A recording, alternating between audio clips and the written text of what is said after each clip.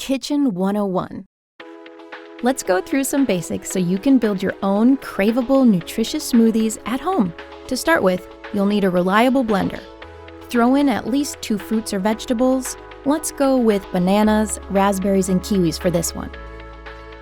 Next, add a liquid. It could be cow, almond, or coconut milk, fresh fruit juices, or even water or iced coffees. The key to a good smoothie is finding the right balance of taste and consistency.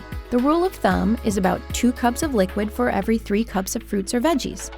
Add about 2 cups of coconut milk to the 3 cups of fruit in the blender. Again, you can always add a little more or less to achieve the texture and consistency you prefer. Blend it all up for 30 to 60 seconds to get the thickness you want. Now, get creative. You can throw in nut butters like almond, peanut, or cashew butters. Use Greek yogurt for thickness and a protein boost along with oats and seeds, and even honey or figs for a natural sweet touch. Those looking for a higher protein count love to add creamy avocado, flaxseed oils, whey powders, or other protein powders. Keep exploring ingredient combinations until you find the mixes that you like.